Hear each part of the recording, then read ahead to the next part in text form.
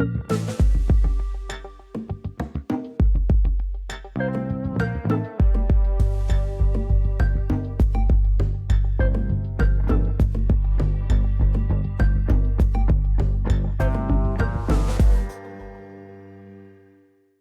que le corps n'oublie pas, même quand on a tout fait pour avancer, même quand on a travaillé, cherché, changé de vie. Aujourd'hui, je reçois Jérôme Bonavent. Jérôme, je l'ai rencontré lors d'une retraite pour hommes qu'on a co-animée ensemble. Et c'est souvent dans ces moments-là, quand on partage quelque chose de vrai, d'intime, et bien qu'on repart avec un frère de plus. Et Jérôme, il est marin, skipper, et aussi auteur. Il a écrit un livre, Itinéraire d'un homme d'aujourd'hui, pour transmettre en fait son chemin aux autres hommes. Mais avant ça, il y a un corps qui a pris. Un accident à 7 ans, des opérations, une sphère intime malheureusement traversée trop tôt, sans explication ni consentement, et des années à vivre un peu à côté de lui-même. Et à 40 ans, il quitte tout. Pas par courage, mais parce que c'est vital en fait pour lui. Et dans cette conversation, on remonte ce fil, on voit ce que le corps garde en mémoire.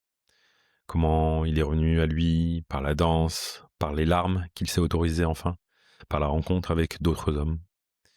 Et d'homme à homme, c'est ça. C'est un espace où l'on explore les parcours masculins pour comprendre ce qui nous construit et ce qui peut nous transformer. Pour rappel, il y a une cagnotte participative actuellement pour soutenir cette saison 4. Elle se termine dans quelques jours, donc si tu as envie de contribuer, eh bien c'est maintenant. Le lien est dans la description. Merci d'avance. Place à l'épisode. Bonne écoute.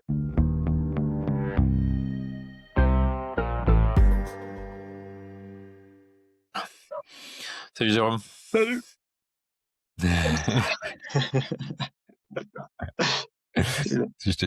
J'étais trop détendu. Presque j'étais parti, ouais, c'est ça.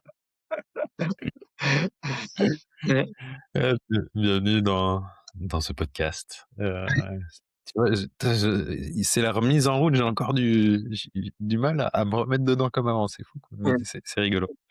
Jérôme, comment tu vas? Comment tu te sens? Avec quoi t'arrives? Eh bien, écoute, là, je me sens légèrement stressé par le début du podcast et à la fois joyeux d'avoir ce partage avec toi, joyeux que tu reprennes aussi ces podcasts que j'ai pas mal écoutés et puis joyeux de l'instant présent, de ce que je vis en ce moment. Voilà. Merci. En joie de te retrouver Yes. après un temps.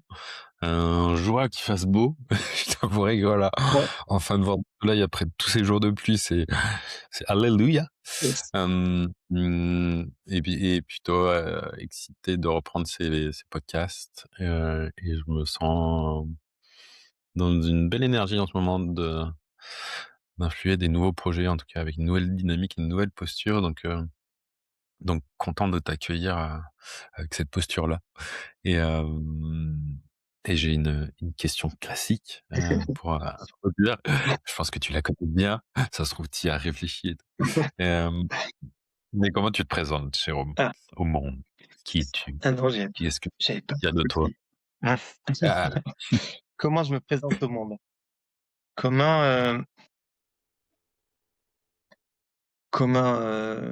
un homme en chemin, c'est un peu le et en voyage perpétuel en moi et à travers le monde. Je dis en moi et à travers le monde parce que depuis mes 40 ans, depuis ma bascule, changement de vie, on va dire, prise de conscience et changement de vie plus en conscience. La conscience justement que je mets dans la vie, dans mes relations, est essentielle. Et donc c'est ça que je vis et qui me fait voyager beaucoup intérieurement, mène ma vie et voyage extérieur aussi parce que plus la vie avance, plus je me sens nomade. Ouais. Voilà. Je me sens nomade, ça veut pas dire que j'ai pas d'attache. Là, je suis dans la maison de mon enfance. Je sens ces racines qui existent selon certains lieux. Mais déjà en tant que marin, hein, donc je suis un marin, Heu, Ça me qualifie, c'est pas un métier, c'est un métier que je fais depuis pas longtemps, mais c'est, au-delà du métier, c'est, une passion, c'est même un ancrage pour moi, la mer. Donc bah, voilà, tout ça amène à être nomade dans la vie. Donc je peux Mmh. présenter comme ça et ce que je pourrais rajouter? Oui, si, je vais rajouter ça, oui, voilà. Mmh. Depuis que je suis enfant, il y a 2 passions qui accompagnent ma vie. Il y a la voile et la Mmh. musique et aujourd'hui, si je devais en rajouter une troisième, c'est, l'humain, vraiment. Mmh. Je suis profondément amoureux de l'humain et malgré l'époque, malgré tout ce qu'on traverse, au niveau humanité, au niveau global et tout, je suis confiant en l'humain et en l'amour Mmh. qui passe à travers l'humain. Voilà. Et tu parles de traversée, de voyage. Qu'est-ce que tu traverses en ce moment au-delà de ta météo un peu du jour que je t'ai demandé? Qu'est-ce qui est présent dans ta vie actuellement? Ce qui est présent dans ma vie actuellement, Ouais. ce qui me fait pas mal bouger, c'est, une, relation amoureuse, Mmh. récente, du moins depuis cet été, avec quelqu'un qui est, bah, comme moi sur un chemin de conscience, aussi connecté à la spiritualité et du coup cette expérience me fait me rapprocher encore plus de l'amour inconditionnel Mmh. et m'a fait pas mal travailler ces derniers temps sur, pas mal de blessures qui me restaient encore, même si je sais qu'elles sont encore là, même si j'ai fait un travail dessus, sur des blessures d'abandon et des choses comme ça, qui peuvent me mettre dans des, situations d'attachement, des choses comme ça. Et là, voilà, j'ai vraiment vécu ces dernières semaines parce qu'en fait, ouais, vraiment, beaucoup de libération là-dedans. Mmh. Donc ça, ce que je traverse en ce moment et ce que je traverse aussi en ce moment, c'est, un retour vers mes racines. Je parlais de voyageurs et tout ça, donc je vis en Guadeloupe depuis 14 ans. J'ai encore un enfant là-bas, j'en ai 2 ici et je sens déjà depuis cet été un rapprochement vers les racines. Là, c'est la maison de ma mère et ce week-end, j'étais à Sète, là où il y a les cendres de mon père, qui ont été jetées et là où j'ai appris la voile, là où on a fait de la voile ensemble et voilà, je sens vraiment en ce moment un rapprochement Mmh. vers ça et je laisse porter ce qui vient et voilà, c'est en ce moment, je suis traversé par tout ça, quoi. Des Mmh. voyages intérieurs, d'amour et de nomadisme. Mmh. Ah, il y a déjà plein de questions qui me viennent, ouais. Ah, il y a la chanson «Voyage, voyage», en tout cas, qui est qui est avec moi dans ma tête. Hem, bon, on va y venir, mais en tout cas, il y a des merci en tout cas pour partager ce que tu traverses et et moi, ça me connecte à, là, dernièrement, je viens de changer de lieu de vie et je trouve qu'il y a ça me parle dans ce que tu sembles avoir vécu ces dernières années. Moi, j'ai eu besoin de voyager, j'ai eu besoin de partir de France et d'aller me rencontrer et cetera et et je suis content, en fait, d'être revenu en France maintenant et d'aller vers mes racines et d'essayer de trouver, là où je me sens bien pour, en fait, quand j'ai un lieu où je me sens bien, ça me permet de repartir. Je sais pas si, toi, tu vas aller vers ça aussi, et si ça te parle. Mais, bref, Mmh. c'était une petite anecdote. Hem, je t'ai invité dans ce podcast parce que oui, on se connaît, on a co-animé même un week-end homme, C'est dans le cadre de Rhizome et puis parce que tu as écrit un livre qui s'appelle «Itinéraire d'un homme d'aujourd'hui». Ce livre, comment t'es venue l'idée? Qu'est-ce qui t'a poussé à écrire, à partager ton histoire? yes, merci, ouais, en fait, ce livre, déjà l'écriture pour moi c'est quelque chose, qui traverse ma vie, hein. Je passe mon temps à écrire, à partager sur Facebook, par exemple, mes voyages, mes aventures, voilà. J'aime écrire, partager, raconter des histoires aussi des fois sous forme d'un peu de poésie. Donc déjà, il y a ça qui est présent. Et après, le livre, j'avais écrit une fois un premier jet, le récit de ma vie, bon, toc toc, comme ça, sans avoir de sens ni de quête, il y a longtemps. Mmh. Et puis est arrivé l'accompagnement, cette rencontre avec et dans mes réflexions, qu'est-ce qu'un homme aujourd'hui, qu'est-ce qu'être un homme et tout ça. Et donc ce livre-là, je l'ai écrit grâce à une femme qui m'a conseillé. Elle m'a dit, si tu veux écrire un livre, elle m'a dit, pose-toi 2 questions. Pour qui tu écris et pourquoi tu écris? Mmh. Et donc je me suis dit, je vais écrire pour qui? Je vais écrire pour les hommes, parce que j'ai été touché dans mon parcours personnel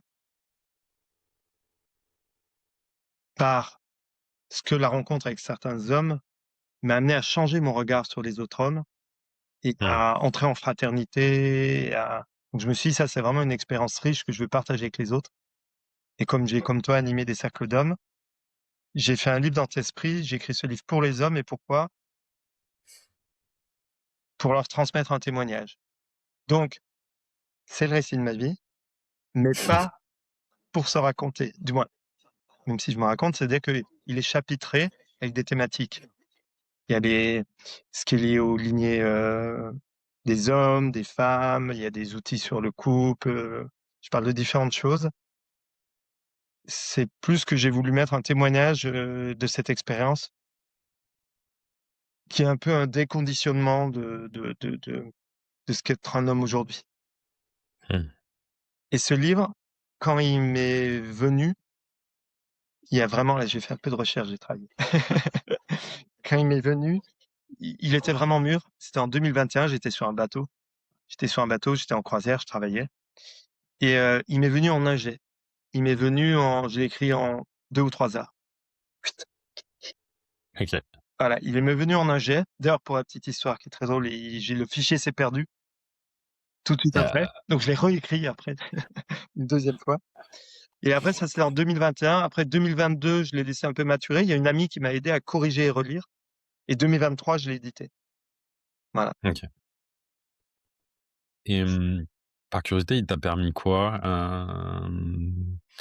que ce soit pendant l'écriture, même si j'entends que ça a été, assez, soudain et rapide, il t'a permis quand même de conscientiser des choses sur ton parcours, de revisiter des étapes de ta vie?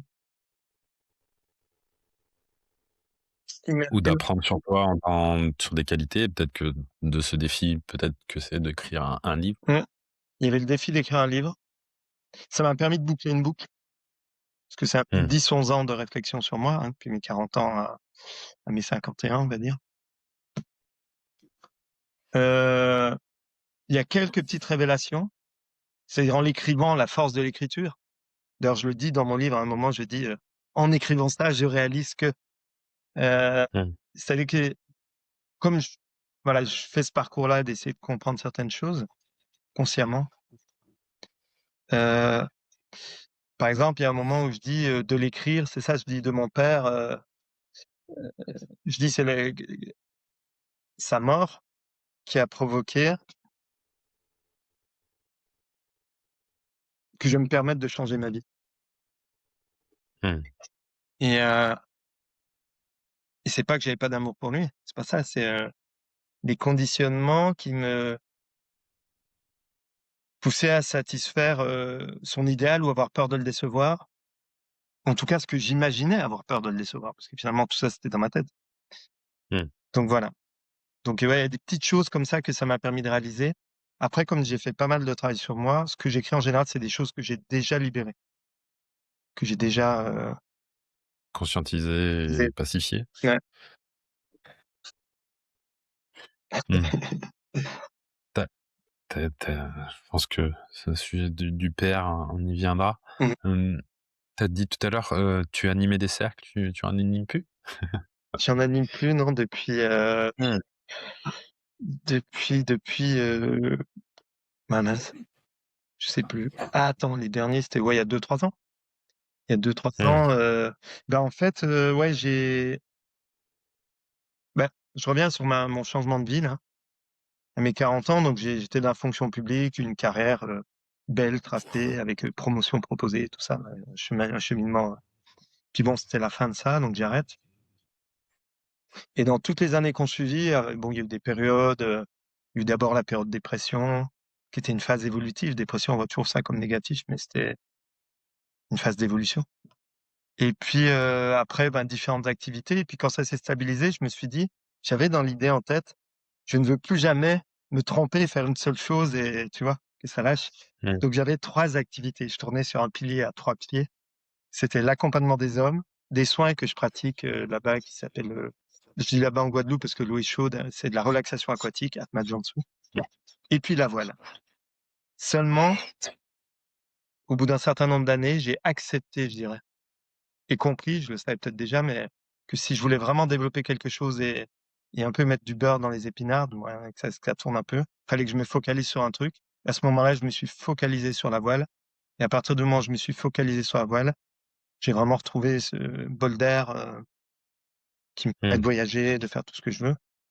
Et l'accompagnement des hommes, c'est toujours là. Et je le fais en fait couramment dans ma vie de tous les jours. Quand OK. je prends des autostoppeurs, quand ci, quand ça, je vois, c'est Tu tu parles de ces thématiques, ça toujours. mène des discussions. Voilà. Ouais. Donc couramment, je le fais dans la vie. Je n'anime plus de cercle, mais ma vie est un cercle. Mais ça reviendra, je pense. Mais je sais qu'il y a des petites choses qui vont se débloquer, je laisse venir, mais qui demandent encore à je sais que je veux le faire différemment. Mmh. C'est une transformation, j'entends. Ouais. Je veux être un peu plus,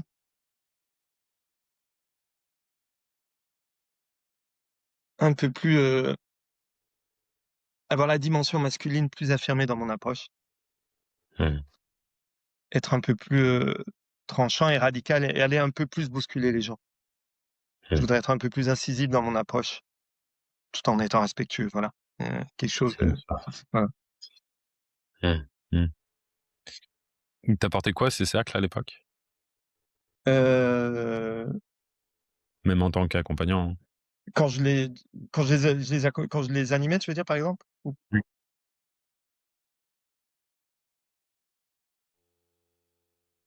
heu, un amour encore plus grand pour la fraternité Mmh. et un amour pour les hommes en général, vraiment, de comprendre les hommes et d'observer les hommes dans toutes leurs différences. Et puis moi, ça m'a permis de grandir aussi, parce que, ben, en tant que facilitateur ou animateur, j'étais aussi participant donc j'ai grandi aussi avec tout ça, oui. Mmh. Mmh. Grandir, Mmh.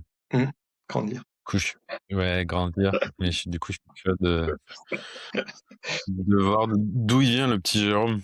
Ah! Mmh. C'est parce que Mmh.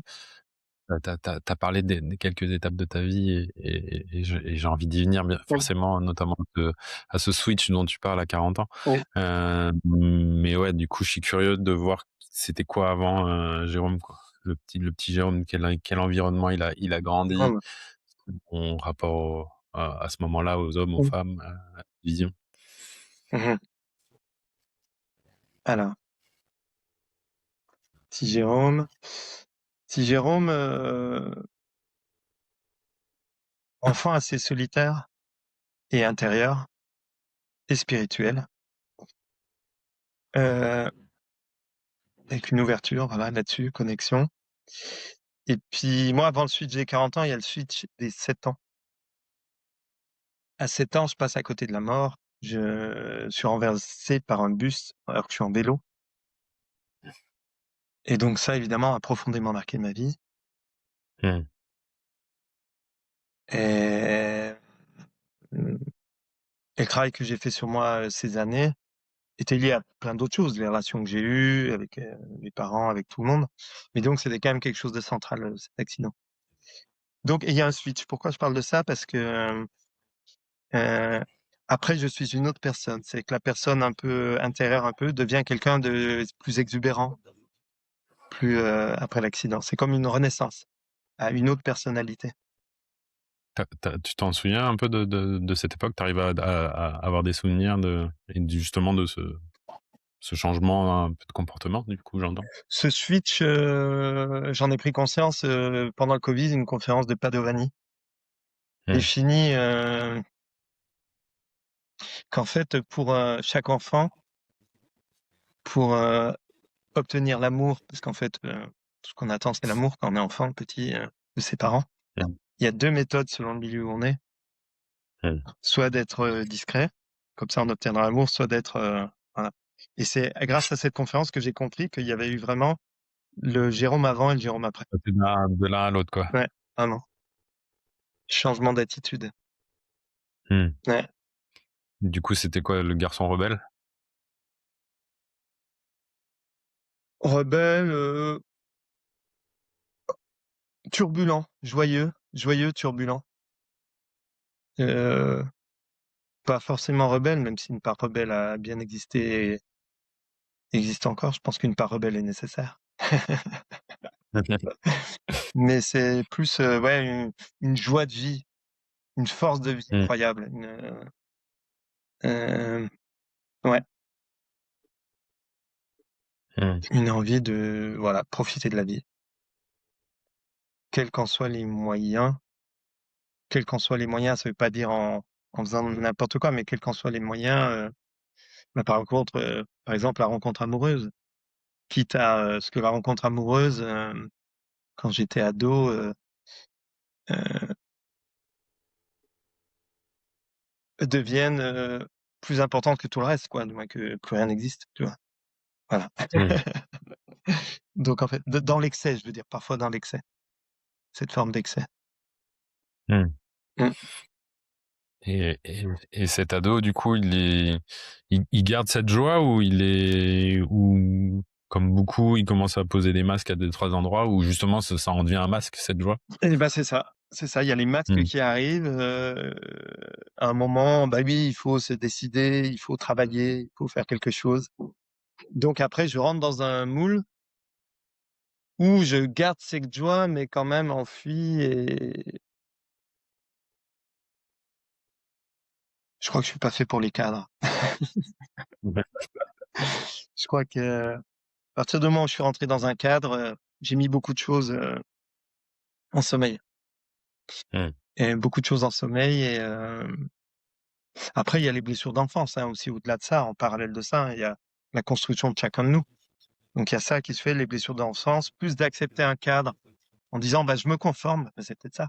Je me conforme, il faut quand même faire quelque chose, mais sans plus écouter la petite voix à l'intérieur. Puis si je l'avais écouté à l'époque, je serais devenu tout de suite marin, Mmh. par exemple. Sans plus écouter ça.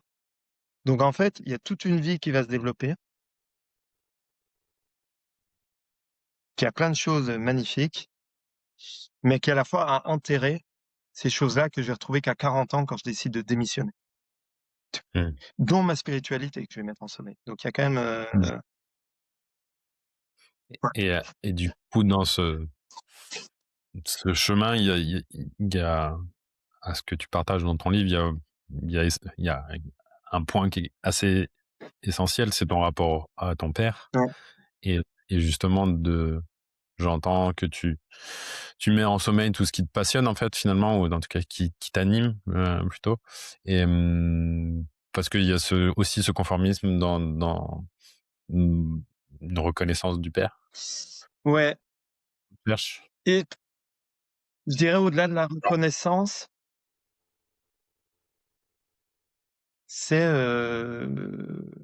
c'est ça que j'ai écrit dans mon livre. Tu te parlais, la phrase, à ce que j'ai pris conscience, c'est que ce qui est assez fou et que j'ai encore du mal à vraiment j'ai pas creusé plus que ça finalement, c'est que mon père, il y avait autant d'admiration que de crainte. Mmh. Donc c'est, la crainte, ouais, de le décevoir ou, Mmh. mais une crainte au-delà de le décevoir, mais il y a quand même une crainte. Donc c'était quelqu'un qui avait une certaine stature. Je vois là, parce que j'ai fait un post et les gens le rappellent, il avait une certaine stabilité et tout ça, mais j'en avais quand même peur de ça. Il y avait quand même une peur derrière. Mmh. Ouais, Et c'est vrai que, tu vois, c'est marrant, on en reparle. Je l'ai pas plus fouillé que ça, du moins, il y a pas besoin de tout fouiller non plus, hein. Je suis pas forcément un adepte de la psychanalyse à vie. Mais, en tout cas, j'ai vraiment pu constater, voilà, qu'il y avait ça, ouais, donc voilà, parce que c'est tu vois, par exemple, la voile et la musique, c'est lui qui me l'a transmis, donc il y a quand même, Ouais. des passions. Donc c'est vrai que cette relation est vraiment importante. Est vraiment importante, bon, comme, en général, le père et la mère sont des relations importantes. Mais disons qu'elle a structuré, ouais, structuré ma vie, ouais. Et donc, du coup, en fait, dans ton livre, tu t'expliques que tu t'autorises pas à aller vers tout ça tant qu'il est là, en fait. À y aller complètement, pas à Et y aller complètement. choisir complètement ma vie, quoi, en fait, c'est ça, hein, Mmh. c'est ça. Et en fait, ça va très vite après parce qu'en fait, il meurt en 2008. Et juste par curiosité, avant, le Jérôme de la vie conformiste, il est comment, quoi? Il a toujours cette joie de vivre ou il est éteint, Heu, ou elle en devient surjouée pour aller cacher des choses? ouais, c'est un peu ça. C'est qu'elle est toujours là Ouais. parce que, du coup, à l'extérieur, je suis très exubérant, très, ben, tu vois, j'éclate, quoi, comme ça. Et donc il y a quand même toujours cette joie de vivre, mais en fait, non, ce qui va pas dans ce truc-là, c'est que oui, il y a quand même plein de choses d'étouffées, quoi. Il y a plein de choses d'étouffées. Et excuse-moi, là, les mots me viennent pas vraiment. Mais Mmh. bah, en fait, c'est comme un reniement, quoi. Je me renie moi-même, hein. Alors au début, ça semble passer et mais c'est vraiment pas fait pour moi, quoi, en fait. Ce que je fais n'est pas fait du tout pour moi. Et Et t'as je des regrette pas et j'étais bon. En Mmh. tout cas, j'étais reconnu dans ce que je fais, hein. J'étais dans la fonction Mmh. publique. J'étais technicien puis ingénieur travaux publics. J'avais les capacités intellectuelles et tout, mais je suis plus un trop rationnel. Oui, je sais pas, il y a un souci. Ça colle pas avec l'amour, avec la spiritualité, avec quelque chose, il y a c'est marrant, hein, qu'on reparle de ça, c'est fou, hein, ça me fait pas mal réfléchir, ouais. C'est intéressant, hein, c'est bien, on a bien fait de faire je vais méditer là-dessus, quelques jours. Ouais. Et c'est non, Ouais. c'est vrai que maintenant, tu vois, je me rends compte que, voilà, je suis rentré dans des cadres. C'est vraiment ce que je décris, des cadres convenus. C'est ça les cadres, les injonctions de la société, le travail, heu, un truc stable, tu vois? Je suis rentré dans ce cadre-là de la stabilité. Mmh. La famille, le truc et Pas trop rigide, quoi. ouais, Parce que le cadre, il peut être bien, je pense, il mais peut être bien, s'il est trop rigide ou il est pas pour soi. il peut être bien Mmh. ou oui, il est pas bon, je pense qu'il était pas fait pour moi. Mmh. Mmh. Après, c'est moi qui l'ai choisi pour le coup, hein, j'en veux à personne et Mmh. ouais. Et t'avais des stratagèmes d'évitement parce que moi, si je prends Mmh, mon histoire ou celle d'autres hommes, ouais. c'est que tu n'es pas à la bonne place, qu'il y a des choses qui sont refoulées, bah, généralement, ça se tourne vers les addictions, vers tout un tas de stratagèmes pour pas ressentir. Toi, c'était quoi tes, Et ben, moi, ça a été du coup, ça a été justement dans la période avant mes 40 ans là, quand vraiment ça devenait plus possible quoi, quand la vie était plus oui et ce qui m'allait pas, tu vois? C'est ça qui va bien avec les cercles d'hommes aussi, c'est l'authenticité. Pour moi, aujourd'hui, les valeurs fondamentales, c'est la connexion, l'authenticité et je veux dire le monde du travail, des fois, tout ça est tellement artificiel avec les jeux, des hiérarchies et tout ça et ça, j'en pouvais plus quoi, Mmh. plus du tout et en fait et ben, je suis parti dans la Marie-Jeanne, la marijuana. Mmh. Donc en fait, là, quand ça commençait à peu aller, tous les soirs, je rentrais, je fumais, en sortant du boulot, je fumais un pétard quoi pour, voilà Mmh. et en Iodé. fait, j'ai eu la chance, la mère de mes enfants, on est restés 20 ans ensemble. On s'entend toujours très bien, comme avec mes enfants. Ça vraiment, j'ai la chance d'avoir une belle stabilité. Le foyer existe toujours, on est vraiment tous liés J'ai la chance d'avoir ça, mais pour dire dans cette période-là où tout devenait trop compliqué, quoi, où j'étais vraiment plus à la bonne place, mais ça le faisait plus, quoi. Ça avait tenu un moment, mais à ce moment-là, même, je trouvais même plus de réconfort dans le foyer. Donc en fait, j'étais en fuite, Mmh. ouais, et l'herbe, me permettait de fuir ça.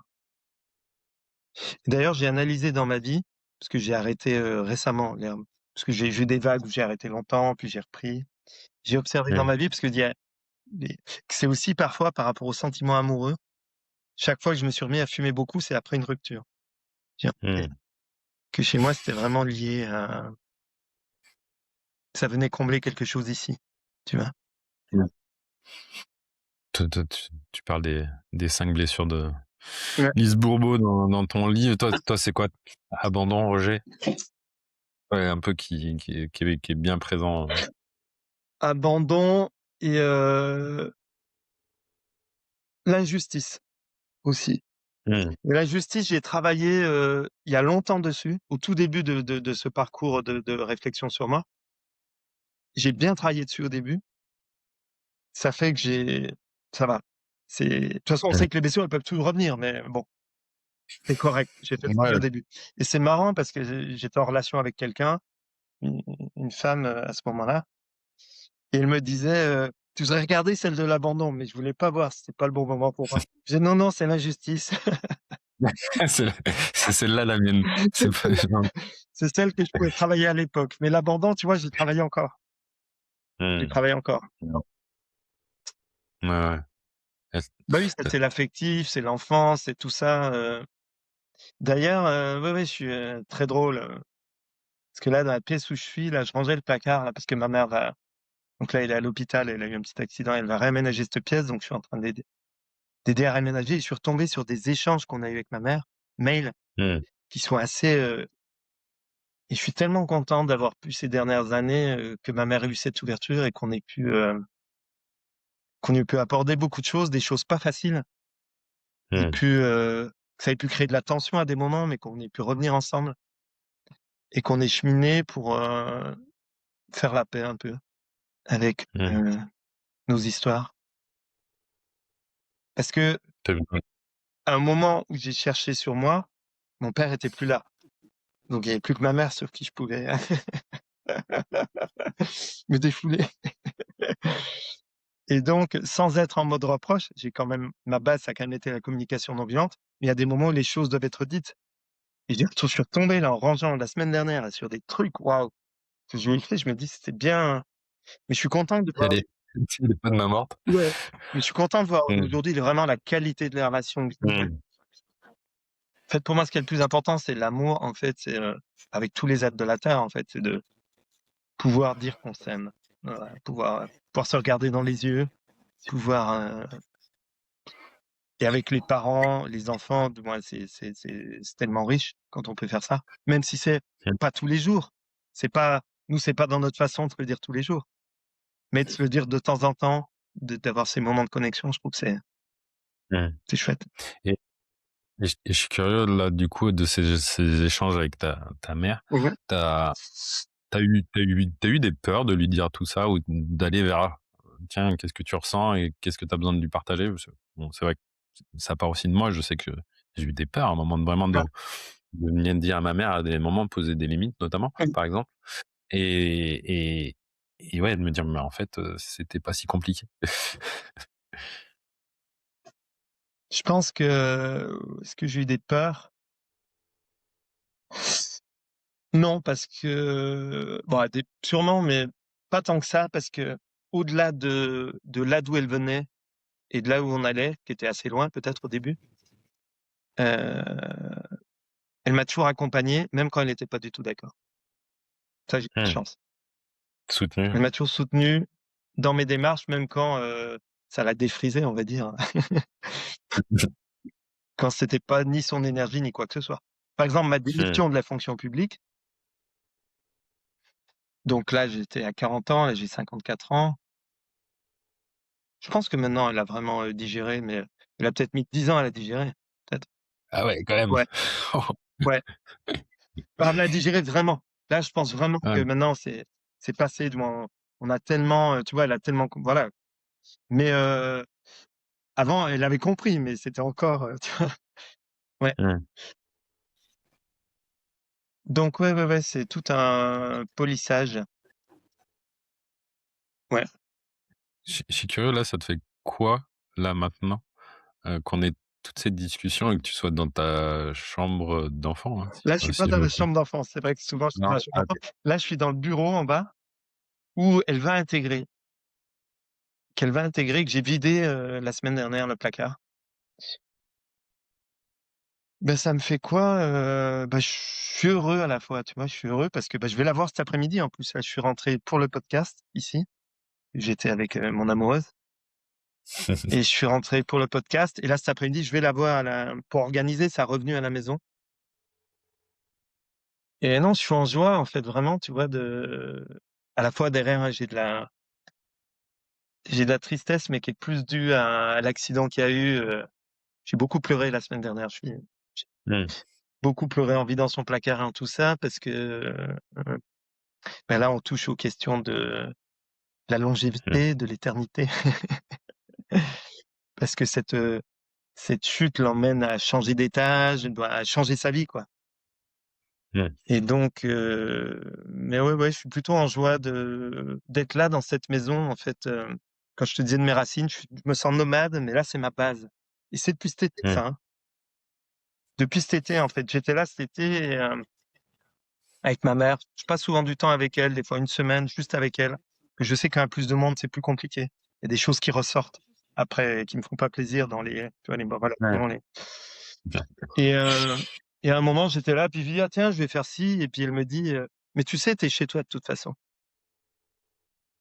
Et c'est bête, hein, mais cette phrase, au moment où elle l'a dit, ça m'a fait un bien fou et j'avais besoin de l'entendre à ce moment-là. Et depuis, je me sens vraiment ici chez moi et du coup, je peux me déposer ici. Mmh. Je sais que c'est vraiment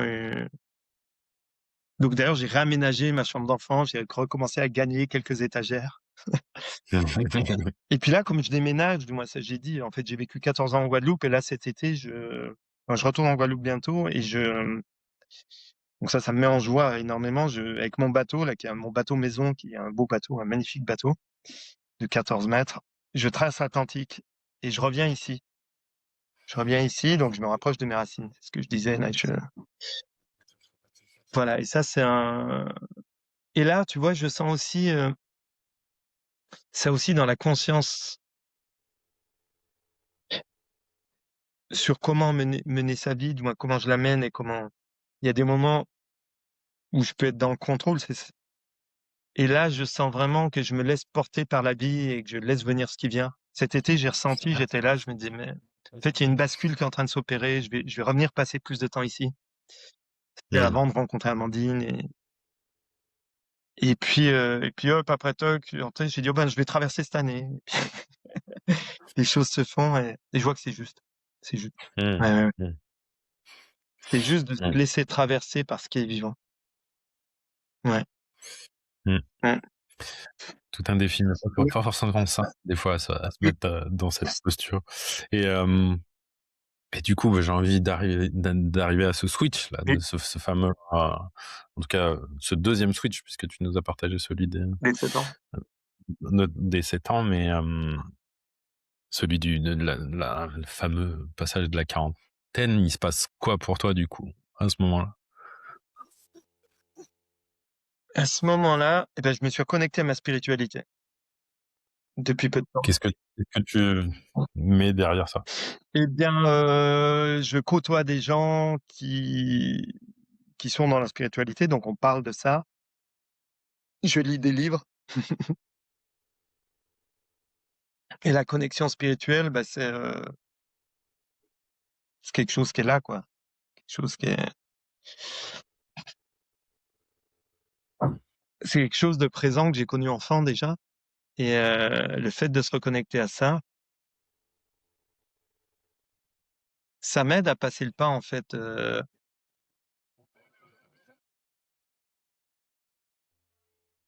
ouais. Ouais, c'est marrant, j'avais jamais vu comme ça, ouais. Non, mais Oui, c'est la connexion à la spiritualité qui m'aide à passer le pas et sortir de la matière. Parce que là, je comprends que j'en ai marre de ce boulot, que voilà, que je suis en Guadeloupe donc. On est arrivé en Guadeloupe en mutation, en famille, en mutation professionnelle, en famille Mmh. installée. Et là, je comprends que voilà, je me reconnecte à ma spiritualité, donc je revis des formes de méditation et de bien-être pur. Pas, tu parlais tout à l'heure de cette joie de vivre, mais qui, tu vois, qui est comme ça, qui est tout feu, tout flamme. Là, je ressens quelque Mmh. chose d'intérieur, tu vois, Plus profond. Mmh. voilà, de plus profond. Et je me pose bien sûr la question de la démission, mais le switch, vraiment, il est un matin. J'arrive au travail devant le grand bâtiment, devant la prison, devant le grand bâtiment. Et en face, il y a un ami que j'aime bien qui travaille là où il y a les bagnoles en face. Et on passe un moment ensemble et je suis cette énergie du matin, cette énergie inspirée, joyeuse, posée. Et quand je rentre dans le bâtiment, je me rends compte que je me mets en apnée. Mmh. Waouh. Et, et je me rends compte qu'en fait, je réalise, mais très vite, hein, ça se fait dans les journées, je me rends compte qu'en fait, je fais ça tous les jours. Et Mmh. depuis combien de temps, tu Mmh. vois? Qu'en fait, je me coupe de mon vivant chaque fois que je rentre dans ce bâtiment, tu vois? Et là, ben, après, tout va très vite. Tout va très vite. Là, parce que j'avais déjà fait de la communication non violente avant, donc j'avais déjà des outils. Mais là, je sens que je pourrais pas y arriver seul. Donc, je cherche une thérapeute holistique. Je voulais pas faire de psychanalyse ni de psychologie. Et j'en essaie une première avec qui ça passe pas, donc j'abandonne. Et je vais en voir une autre. Et là, après quelques séances, bon, bing, bing, bing, ça tombe et je pose ma démission. Voilà. Je pose ma démission parce que je comprends que voilà, c'est vital, Ouais. que c'est vital. Parce que t'avais des phases de dépression avant? Tu tombais vraiment dans des J'ai eu ouais. je sais pas si c'est vrai qu'avec les mots, j'ai eu des états dépressifs toute ma vie. Mmh. Le souvenir que j'ai même, c'est enfant à l'école primaire dans la cour, hein, d'un état dépressif. Voilà, d'un état de je regarde une flaque d'eau, il pleut et c'est le néant, quoi.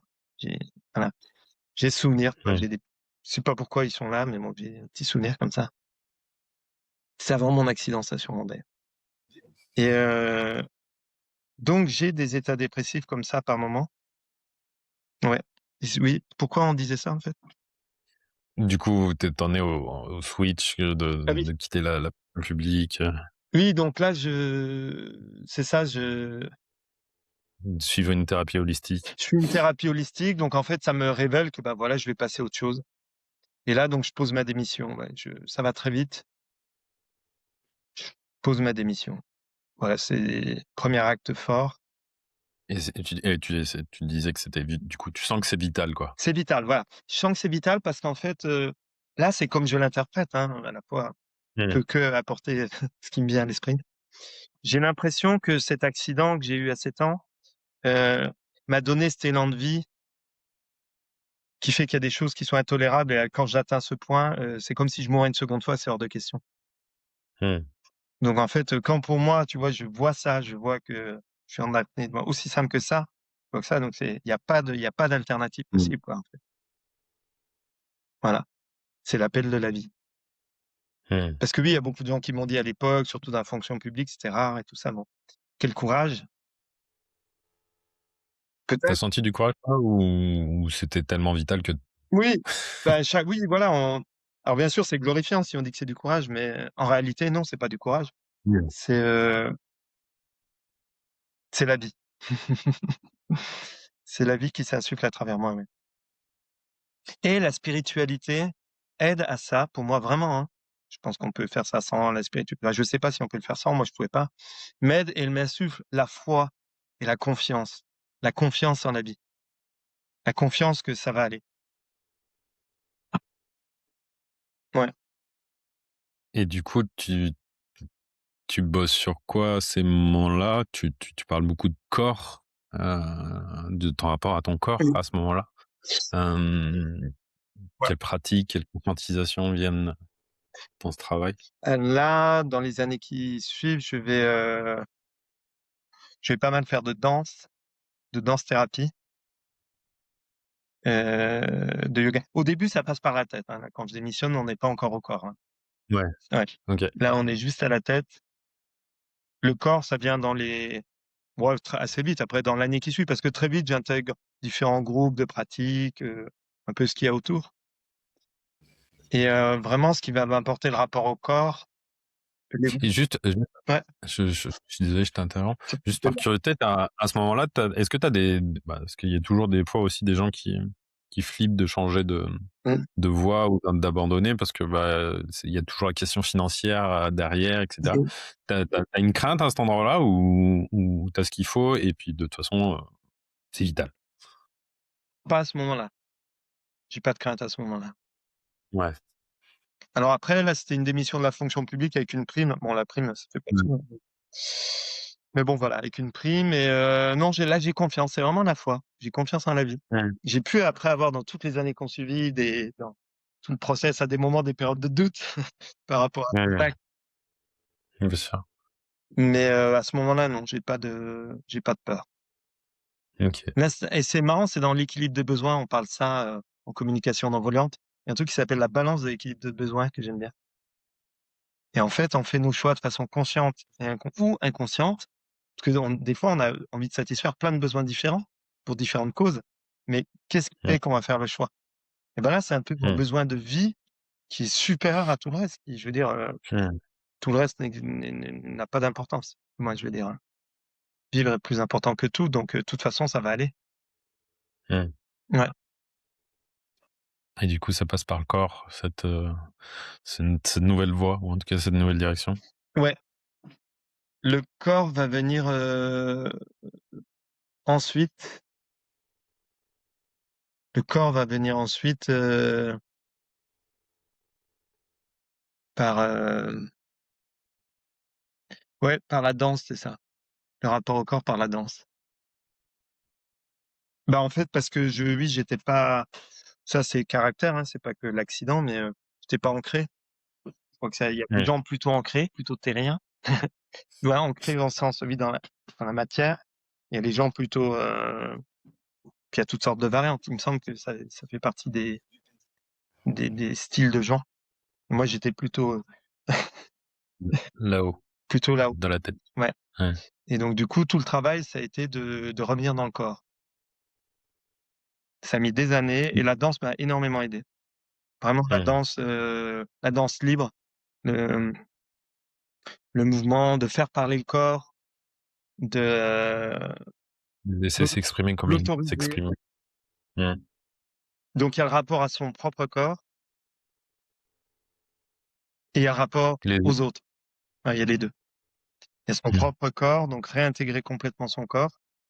Moi, ce que j'avais, c'est que comme j'avais été, mon accident m'avait notamment, fracture du bassin, beaucoup de choses qui sont Mmh. passées au niveau de la sphère, intime et du coup, heu, du coup, c'est vraiment une partie de mon corps que j'habitais pas et ça a mis des années, hein. J'ai fait La danse m'a permis de réintégrer bien mon corps, mais après le bassin, ça a été aussi passé par, des brèves thérapies, des prises de conscience, des massages et je dirais même ce Et chemin-là n'est pas complètement terminé. J'ai mmh. conscience de mon Mmh. corps, là où je suis dans mon corps et j'ai conscience que je n'ai pas encore complètement réintégré. Ouais, il y a des trucs qui sont Voilà. tu sens qui sont difficiles, compliqués ou frustrants de temps en temps pour toi? Heu, allez, un peu de rentrer un peu dans le sujet sexualité, tout ça, les trucs intéressants aussi. Je dirais que je dirais que j'ai vraiment senti, tu vois, quand je disais j'ai réintégré tout mon bassin, mais l'énergie sexuelle, au niveau du sexe vraiment, hein, du pénis ou je sais plus comment on dit dans les trucs de tantra, le varja, non, il y a différents noms. Hem, là, je sens encore dans mon pénis, dans mon sexe que, si j'ai, tu vois, pu réparer tout le travail, il y a encore, quelque chose qui est pas complètement réparé à ce niveau-là, Mmh. tu vois? Je sens qu'au niveau justement de la circulation des énergies, alors je fais des stages parce que, bien, du coup, dans toute ma progression personnelle et parce que tout simplement je veux vivre bien, être en joie avec mon corps et ben, j'ai pu faire, c'est récent ça, j'ai fait l'année dernière en janvier, j'ai fait un stage de massage tantra, Tao, un super stage, donc avec beaucoup de et là cet été, j'ai fait un stage de Tao tantra aussi avec l'énergie sexuelle par le Tao qui est très riche, vraiment et j'ai fait ça cet été, le deuxième stage. J'ai pas trop mis en pratique, j'ai eu d'autres, voilà. Donc je sais que le jour où ça se présentera, je veux dire, je veux pas non plus me mettre, tu vois, des objectifs, j'ai ri j'ai rien à prouver à personne et ni quand j'en aurai besoin et quand ça sera le moment, je sais que Mmh. là, j'ai un travail encore à faire pour mieux faire circuler cette énergie sexuelle en moi et mieux en jouir, déjà pour Mmh. moi-même Et avec l'autre. et avec l'autre. Ouais. Mmh. Mmh. Et il y a un truc que tu partages qui m'a interpellé et touché parce que c'est pas moi, c'est pas quelque chose Mmh. que j'ai vécu. Tu pas ton sexe Ouais. et c'est peut-être toujours le cas d'ailleurs. Il y a vraiment un truc Et de c'est quoi, du dégoût ou c'est vraiment non, tu pas, quoi? heu, donc dans mon livre, je parle du viol médical. Je voulais y venir, Ouais. bien sûr. Mmh. Voilà. Mmh. Heu, donc il y a une part de si j'aime pas mon sexe, il y a une part de honte, pas de dégoût. Ouais, de honte et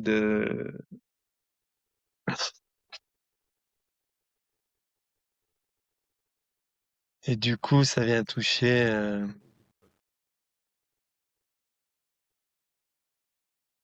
après ça vient toucher des complexes du coup.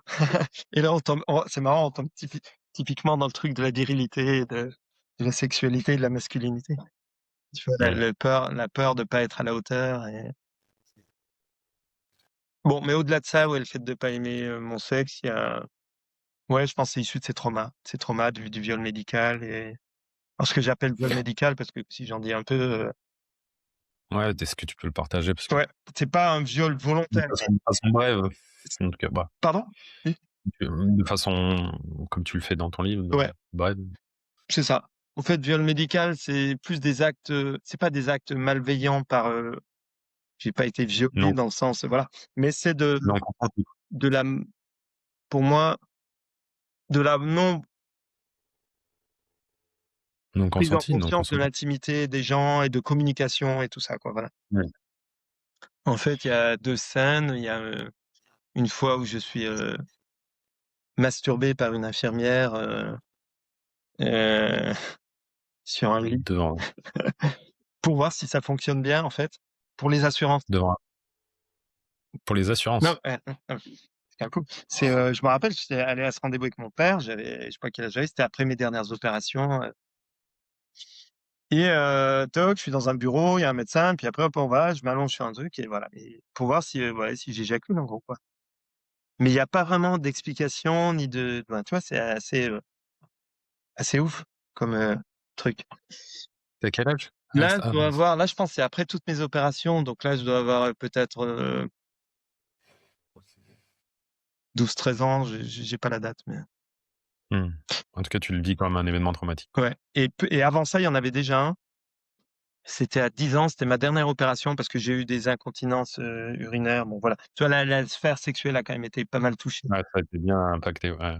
et là, je viens de faire une opération d'ailleurs, pour la petite histoire, d'une hernie OK. inguinale, il y a 3 semaines et donc j'ai dû m'épiler toute, cette zone-là Mmh. et quand je regarde mon corps à cet endroit-là, c'est vraiment une zone de combat, quoi, hein.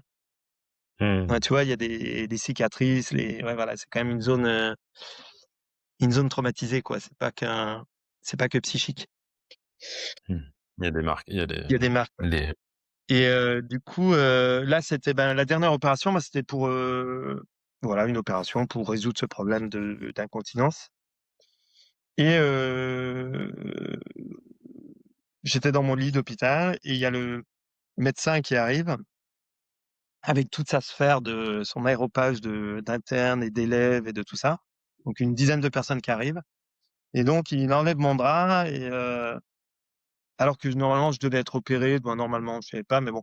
Et il explique tout ça sans me regarder, tu vois, un peu le côté objet, quoi. Tu vois. Ouais. J'ai été Mmh. l'objet d'une Com démonstration de comment on enlevait un tuyau, mmh. une sonde dans un sexe.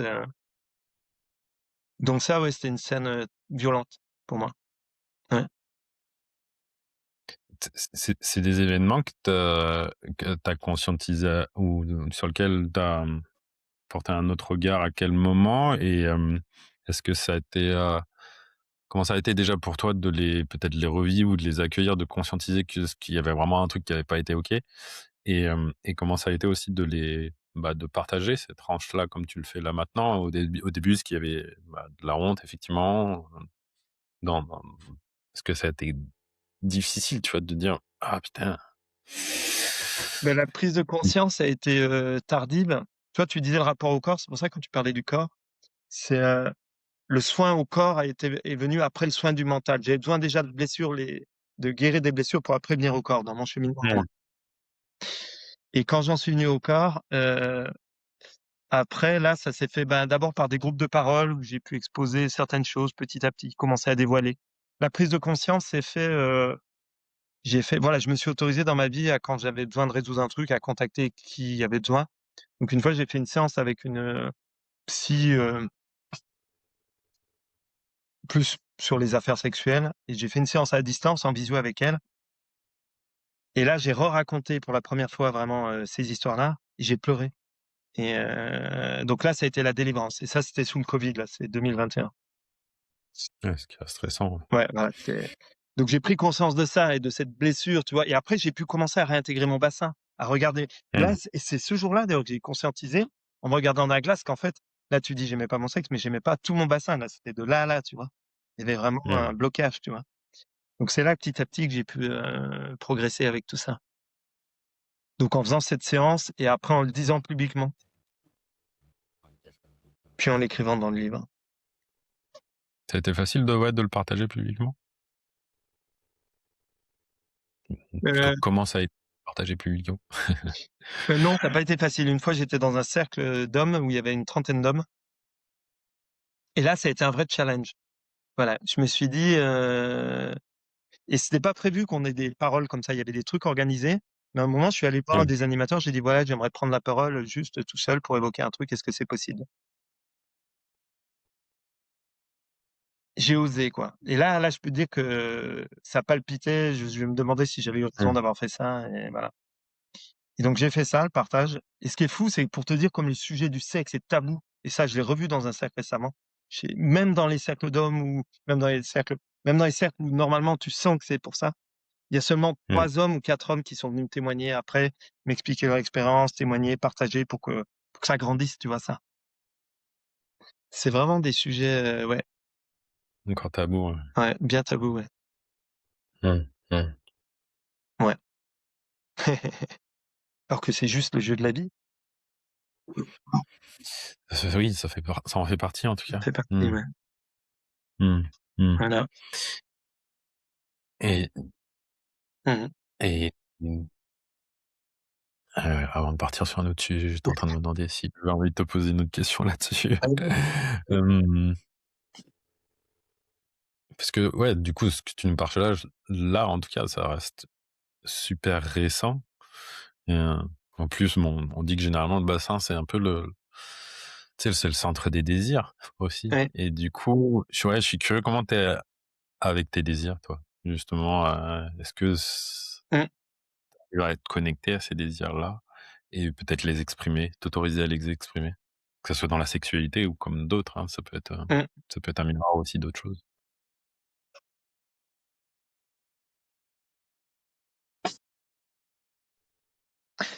Ben, les désirs, J'ai pas trop de problème avec les désirs, en fait. Ouais. Ça se passe plus, tu vois, au niveau, ouais, ouais. C'est comme quoi il y a tu vois? Je pense aussi que mon histoire, bah, comme chaque histoire, tu vois, comme chaque trauma, m'ont permis de développer plein d'autres choses, plein d'autres façons, tu vois, d'arriver à ça, d'arriver au désir, Mmh. d'arriver à tu vois?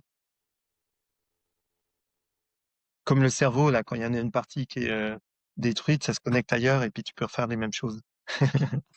Mmh. Ouais. Et là, tu nous racontais que donc tu avais évoqué ça dans un cercle d'hommes et ce qui me vient, hem, c'était quoi ton et peut-être toujours Mmh. aussi, ton rapport aux hommes et peut-être à la confiance que tu pouvais avoir ou non dans les autres hommes?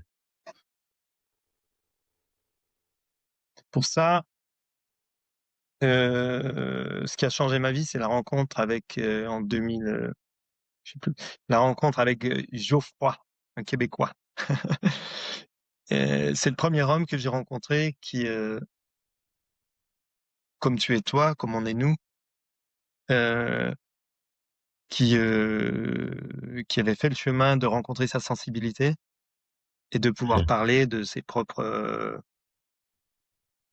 sentiments, émotions et pour moi, de rencontrer cet homme-là, c'est dans un stage de 6 jours, un peu, médecine amérindienne, huile de sudation, tout ça, plein de choses mixtes et quand je l'ai rencontré, je me suis dit: «Waouh, mais c'est possible, c'est incroyable d'avoir cet échange-là avec les hommes». Parce que tout mon développement, là, la danse, tout ça, principalement, c'était avec des femmes. Mmh. Parce qu'il y a moins d'hommes dans ces milieux-là et je me suis dit: «Ah ouais, il y a même des hommes qui» parce que j'avais participé à un petit cercle d'hommes avant, mais qui était pas aussi puissant. Quand ça a commencé à devenir intéressant, il s'était arrêté en Guadeloupe. Mmh. Mais là, je me suis dit: «Ah ouais, mais en fait, on peut aussi avoir ces partages avec les hommes» et du coup, oui, ça ouvre vraiment le champ de la confiance et puis de s'épauler, quoi, d'être frère, quoi, tu vois? Pouvoir appeler, je vais pas bien, de pouvoir appeler un copain et de lui dire, parce que les hommes ont souvent plus l'habitude de se confier à des femmes, mais pourquoi on se confierait pas entre nous? Et c'est pas un jugement qu'on doit le faire entre nous ou pas entre nous, on s'en fout, mais pourquoi pas le faire avec tout le monde? Mmh. Donc ça, c'est vraiment, ouais, la confiance, dans les autres hommes, c'est vraiment éveillé à la rencontre de cet homme-là. Et puis après en pratiquant les cercles et maintenant ça va bien au-delà parce que, bah, maintenant je vois au-delà d'eux. C'est-à-dire, quelqu'un que je pourrais juger sur un premier abord très, macho, très ci, très ça, et ben, je vais quand même aller à la rencontre, je vais aller au-delà. Mmh. Parce qu'il y a toujours un espace où on peut se rencontrer. Mmh.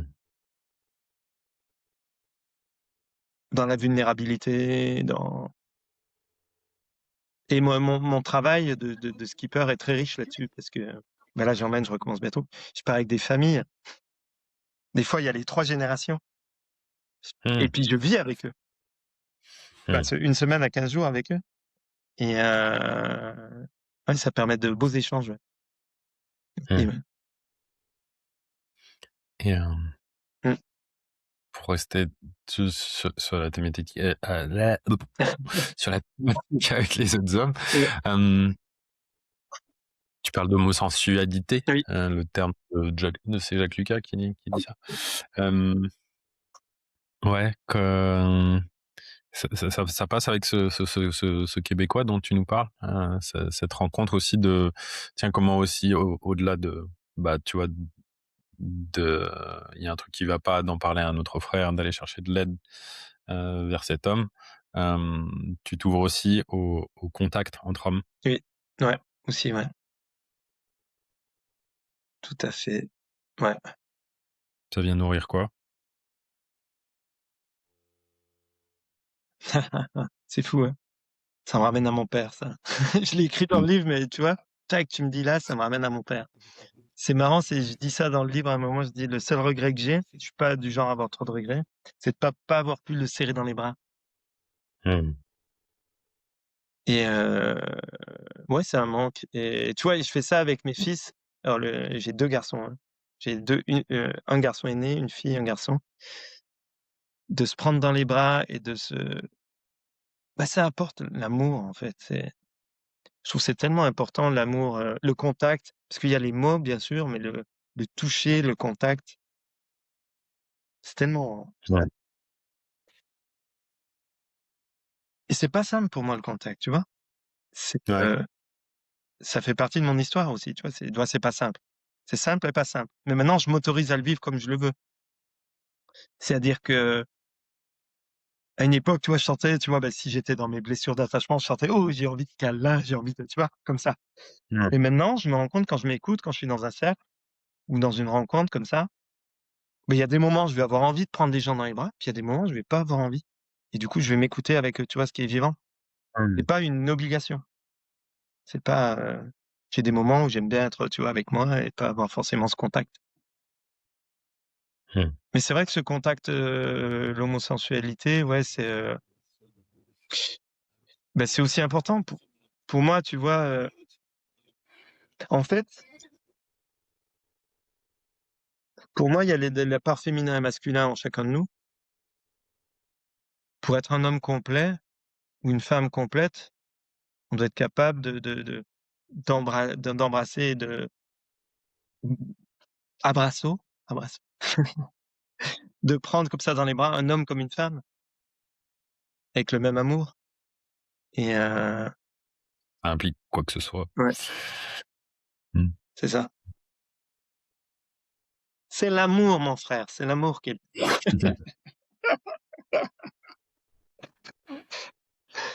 ouais, Et du coup, je vais rebondir sur tu as parlé de tes enfants et que tu es un père aussi, du coup. c'est ça. Et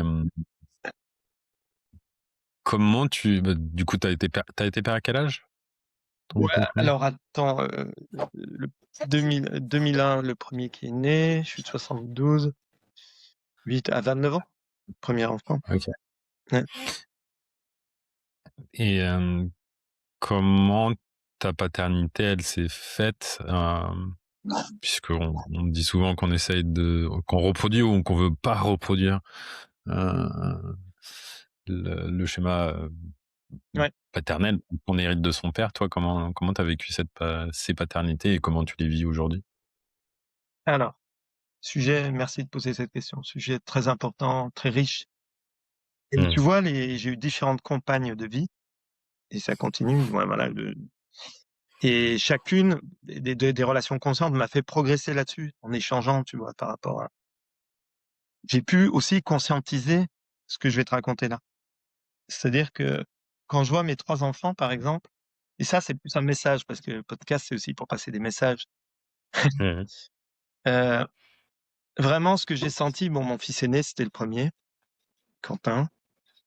C'est une période de la vie où j'étais très disponible. J'étais en 3e année d'école d'ingénieur, donc j'avais beaucoup de temps libre parce que j'ai repris les études tard. Bon voilà, j'ai eu un parcours, comme ça et du coup, j'étais dans une disponibilité pour l'accueillir extraordinaire. Quand ma fille est née, je venais d'être muté, j'étais stressé par certaines parties du travail, j'avais pas la même disponibilité et quand mon 3e est Mmh. né, pareil. Ça va m'amener à quoi? Déjà sur l'accueil, sur 2 choses importantes que j'ai conscientisées, notamment avec le relation avec une femme, qui apportait beaucoup d'attention à ce côté-là, en relation aux enfants et tout ça et en échangeant avec elle. Qu'en fait, ce moment-là de la naissance-là, il est majeur. Ne ratez pas ça, quoi. Personne ne doit rater ça. Il est majeur. Il convient d'être disponible à ce moment-là. Mmh.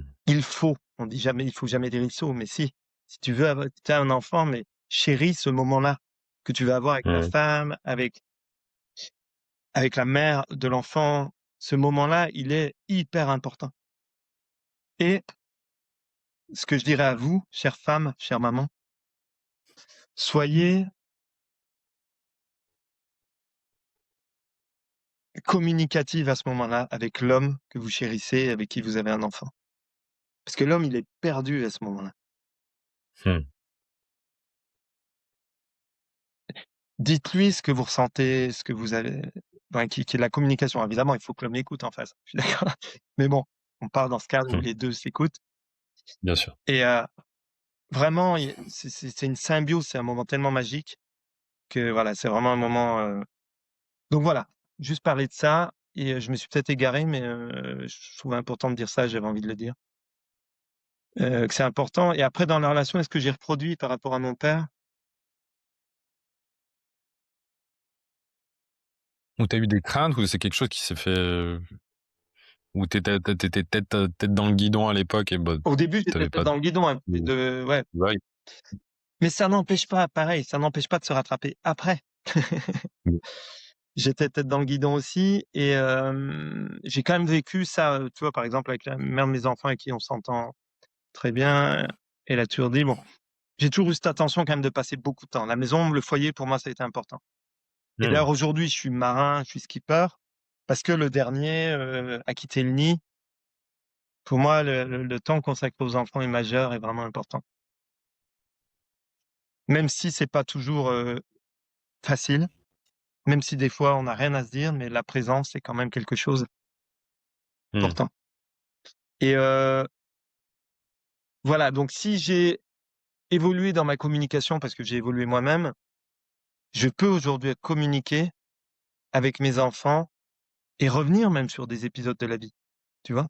Mmh. Je veux dire, rien n'est jamais, ce que j'adore, c'est passer du temps seul avec chaque enfant et maintenant Ouais. je l'ai fait maintenant avec chacun de mes enfants. Ça a commencé quand j'ai démissionné avec le plus grand, j'ai fait un voyage 2 mois et demi en mer avec lui et depuis chaque enfant, je pars en vacances avec. Avec ma fille, il y a, 2 ans, on a traversé en sac à dos, en bus, on a traversé l'Europe ensemble pendant, 10 jours, Mmh. mais ça a été extraordinaire. On était déjà Mmh. en rapprochement depuis 1 ou 2 ans et ce voyage-là, c'est, voilà, c'est des choses uniques et voilà, ça, la relation aux enfants, donc ce que j'ai pas reproduit, juste ça pour la petite histoire et ça, j'ai analysé, c'est ma petite analyse, c'est que quand on est père, il y a toujours un truc qu'on n'a pas aimé ou qu'on considère comme pas important. Du coup, on va faire différent pour les enfants et moi, ce truc-là, ça a été, je parle beaucoup de ma profession, de ma démission, tout ça. Un des trucs, hein, ça a été et ça l'est encore au quotidien, bah, là, pour le dernier qui a que 17 ans et ça l'est encore dans leur, profession et encore parce que même en tant qu'adulte, il y a des rebondissements et tout ça. Faites ce que vous avez envie de faire, surtout pas de conditionnement. Donc ça, j'y apporte beaucoup d'attention dans l'accompagnement de leur transition de vie, pas pour les diriger, mais pour, que ça soit, tu vois, qu'ils soient au mieux avec ça, qu'ils soient libres de vraiment, aller vraiment vers ce qu'ils aient envie, quoi. Mmh. Mmh. Tu vois, là, mon fils de 16 ans, bah, oui, il a fait, ouais, voilà, il est au lycée. Il a fait un changement de vie lui aussi à 15 ans, lui. Il a quitté la Guadeloupe, quitté sa mère et son père, il est voilà. Bah, on l'a accompagné dans son changement de vie et il est heureux, quoi. Mmh. Donc en fait, c'est ça, ouais. C'est ça qui est important. Donc je sais pas ce qui est important, mais c'est important. Il y a rien qui est important. Il y a pas de règle. Mmh. L'important, c'est qu'il y a pas de règle. Mmh. Et et la paternité dans ta vie d'homme, ça a fait bouger quoi chez toi? De devenir père?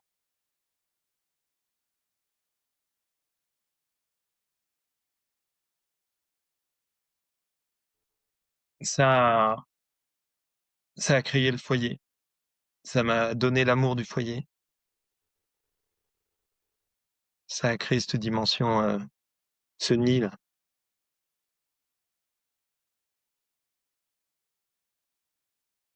Ouais,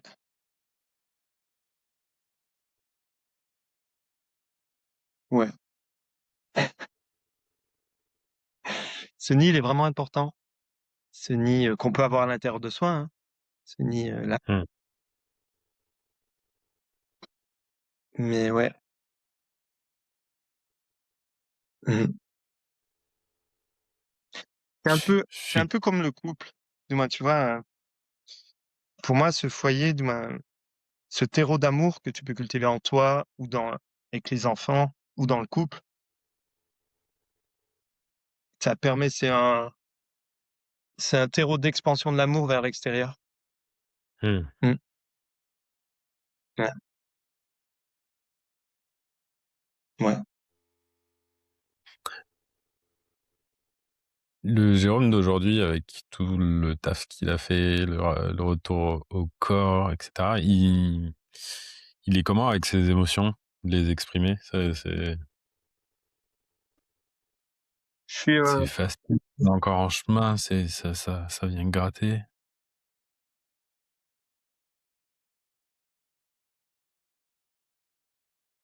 j'ai pas trop non, je pense pas que j'ai trop de problèmes avec pour exprimer mes émotions aujourd'hui. Je le cache un peu quand même parce que je peux pleurer très facilement. J'ai pas envie de pleurer tout le temps Mmh. non plus devant les gens. Mais, Là, il y a quand même encore une retenue à cet endroit-là. ouais, il y a quand même encore une retenue à cet endroit-là, ouais. Oui, tout à fait, tout à fait. Oui, je suis pas encore complètement, ouais, libéré. Mais ça t'inquiète, hein, ça résonne, hein. Je je Ouais. je Mmh. je vois à quel point moi j'ai fait un taf là-dessus ces dernières années et que c'est beaucoup plus facile pour moi, mais je pense qu'effectivement, même si peut-être à un endroit c'est bah, ouais, il y a encore des endroits où ça sort pas. Je suis allé voir un film, Ouais, très beau l'autre jour, Hamnet, magnifique film et je pense qu'il y a 2-3 endroits, il y avait encore de blocage j'étais avec des amies femmes en plus, ouais, de encore un blocage de pleinement sortir les larmes c'est à cet ça. endroit-là, ouais et c'est pas loin, ça vraiment ça c'est de mieux en mieux, mais chez moi tout seul, il y a un truc qui m'émeut et tout ça, c'est voilà, mais c'est fou à quel Oui, point il y a encore bah, ça demande du temps en fait, de la patience et c'est comme apprendre c'est comme ouais, apprendre quoi. C'est et et mmh vas-y. et c'est vrai que ça me tu vois, ça me ramène sur, et c'est pas compris et ça fait peur. D'exprimer vraiment, ça m'est arrivé plusieurs fois comme ça dans des sectes d'exprimer d'être assez émotif et tout ça et qu'après des gens soit me fuient un peu, soit me disent: «Mais ça va aller, bon, Mmh. c'est plutôt une bonne attention, c'est pas mais tu vois? Comme si, Ouais, si ça tu as laisse pas des l'espace émotions tellement pour que et ça que c'est la fin s'exprime. du monde, bah, Ouais. c'est que tu es en dépression complète ou que tu es au bout de ta vie, tu vois? Il y Ouais. a quand même, beaucoup cette image, hein, je pense. Mmh. Alors Mmh. après, ça empêche pas, si je suis à l'aise avec ça, de le faire quand même et de me dire, «Je m'en fous». Mmh. Mais c'est vrai que ouais, c ouais, il y a un peu de conditionnement là-dessus. Mmh. Et il y a d'autres endroits encore sur ces conditionnements où tu sens que c'est compliqué pour toi?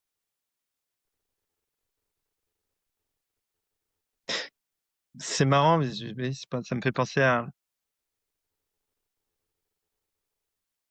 dans l'espace du couple que je revisite là, en ce moment, heu et à la fois, je sais pas si c'est un problème vraiment, c'est plus une question, c'est une observation. C'est la temporalité de l'expression des sentiments et des émotions, tu vois? Mmh. Je me rends compte que j'ai pas la même temporalité que la personne avec qui je suis en relation. Tu vois? Où ça va être beaucoup plus fluide et direct et moi, des fois, j'ai besoin de retourner dans ma grotte encore, tu vois? Mmh. Et heu Que et à la fois, je ah, l'accepte. Si j'ai pas une temporalité, j'ai besoin de ce temps, des fois tu vois? et de recul, d'espace, de respiration. Mmh. Mmh. C'est pas, tu vois, tout fluide comme ça. Ouais, Mais est-ce que ça devrait l'être? je sais Et pas. Oui, je peux j'ai pas de réponse à oui, la question. je sais pas, en fait. Parce que peut-être que des fois quand l'émotionnel est là. En tout cas, si ça vient appuyer sur un bouton rouge ou chez l'autre, c'est peut-être plus sage des fois de justement d'aller, faire redescendre, cet émotionnel pour pouvoir Oui, rétablir un dialogue, clair. mmh, et Mmh, mmh. décrispation, ouais. Ouais, la détente. Hem, Qu'est-ce que tu trouves beau chez les hommes aujourd'hui?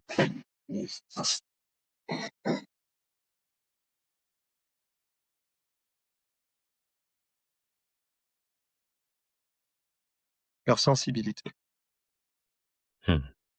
Ouais. Là, je pense à un ami, qui est dans ce village-là, que je connais depuis enfant, que je revois régulièrement. Ouais, quand ils s'ouvrent vraiment à leur sensibilité,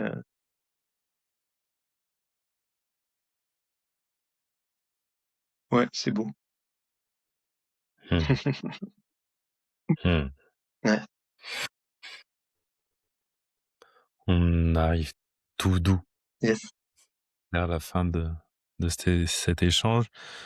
Si tu avais un message à passer, tu as déjà passé un ou 2, mais ouais, si je t'offre un espace un peu plus libre, Ouais.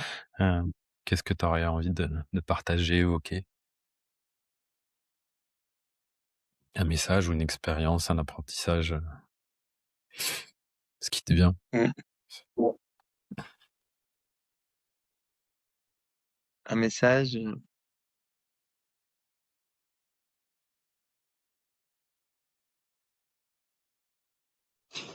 c'est la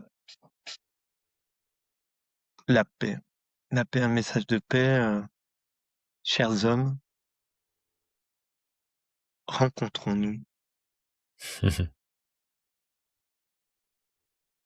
Rencontrons-nous, au-delà de toute, compétition, Mmh. avec simplicité, authenticité, en rigolant ou en pleurant. Même si l'humour, des fois, c'est quelque chose qui cache. Hein, et à la fois, ben, voilà. Ouais, ouais, voilà, je pense que mais je te remercie d'ailleurs pour, tout ce travail que tu fais sur ces podcasts et tout, ce travail remarquable. D'ailleurs, j'invite aux gens qui écouteront ce podcast jusqu'au bout à regarder les autres podcasts, parce qu'il y a un site avec plein de podcasts, fabuleux qu'a proposé Loïc avec, tout un tas d'hommes et de femmes qui parlent, des sujets du masculin. Donc voilà, Bon. moi ce que Mmh. message qui m'est revenu plusieurs fois, ouais, j'ai envie de parler de paix parce que c'est des gens qui me l'ont quand j'explique ce que je fais, ça me rappelle un rasta, j'étais en Guadeloupe, j'avais pris un rasta en stop et j'allais faire une télévision en Guadeloupe pour parler de ces sujets-là et je lui explique un peu ce que je fais et en fait, il me dit, «Mais en fait, ce que tu cherches, c'est à faire la paix entre les hommes» Mmh. et ouais, ouais, je trouve que c'est un beau, Un beau si ça message. doit voilà. Si ça doit aller quelque part, si ça peut aller là, c'est bien. Mmh. Ouais. Et ce qui engendre forcément la paix aussi Mmh. avec les femmes et avec tous Exact. les êtres. Tout à fait, tout à fait. La Et paix avec soi-même et avec le reste de oui. la terre. Ouais. Mmh, mmh, mmh. Et je suis curieux avant de terminer, avec quoi tu repars de cet échange? Qu'est-ce que tu emmènes avec toi? Pour l'instant, je ne sais pas, j'ai besoin de temps. Heu, de la joie, mais je vois que je suis un peu, je suis, j'espère avoir, j'espère n'avoir pas trop parlé de moi, sans que ce soit utile. Voilà. Sans que ce soit utile, bon voilà, j'espère avoir eu que par, message passé, ça puisse être utile de ne m'être pas trop complet. Je me demande si je me suis pas trop complet dans mon moi. Voilà, Non. j'espère. C'est la question que je me pose. Ouais. Et voilà. Tac, merci Et pour ce partage. Mais écoute, content de t'avoir eu bon, et accueilli dans ce podcast. J'ai bien aimé tester la position de debout pendant l'interview. écoute, Ça me ah. ouais, ça m'amène encore plus d'ancrage, à la fois de l'ancrage et à la fois de un certain dynamisme et une présence et ouais, ça donne Je envie vais d'un peu faire de la danse. de bouger, danser là de Peut-être la prochaine fois qu'on se voit, et j'espère, je bah, viendrai moi je danser dans une de tes extatiques. bah, tu as dansé à la toute première, hein. C'est vrai, Mmh. c'est vrai. Tu as dansé à la toute première, Ouais. donc c'est pas rien. Il y a un petit c'est vrai qu'il y a un petit chemin qui s'est parcouru depuis, Ouais. un peu plus de 2 ans, j'ai un peu je ouais, au plaisir de t'accueillir dans un espace et de te faire danser, avec grand plaisir. Hem, si, les gens sont curieux de ton parcours, de ton livre, Mmh. petit espace promotionnel, qu'est-ce que tu as envie de partager? Sur, Même si je mettrai des liens sur le livre? Voilà. sur le livre, il est à l'envers. Sur le livre, en fait, donc c'est un livre qui revient un Où peu. est-ce qu'on peut te trouver? Alors on peut Fais-le le trouver. trouver. Alors, dans quelques jours, on va le trouver partout parce que c'était pas le cas maintenant. Donc il sera Mmh, commandable sur, voilà, bah, quand ce post, normalement, quand le podcast sortira, il sera disponible partout sur Amazon et tout ça. Là, je l'avais limité, mais il sera mmh, disponible partout, même commandable en librairie. Itinéraire d'un homme d'aujourd'hui à la recherche de sa juste place. Par rapport à l'émission ou au podcast qu'on a fait, il vient en plus décrire des outils. Des mmh, outils, pour le coup, que des outils de cheminement. Comme tu as dit, les 5 blessures, tout ça, il vient un peu, faire en pointillé, en filigrane, décrire des outils, voilà. Il se veut, il y a une volonté de transmission succincte et modeste. Voilà. C'est un livre synthétique qui se lit facilement et je l'ai fait pour ça, pour, partager cette expérience avec des hommes. Inch'Allah. mmh. Direct. Voilà. De toute façon, je mettrai les liens et puis, bah, écoute, bonne belle nouvelle sortie à ce livre et puis, bah, écoute, entre, ton futur retour en France, Oui, tes reconnexions à tes racines, je te souhaite de trouver ta juste place. merci. Au plaisir Jérôme, merci beaucoup. Merci beaucoup à toi. Yes. Salut. Salut.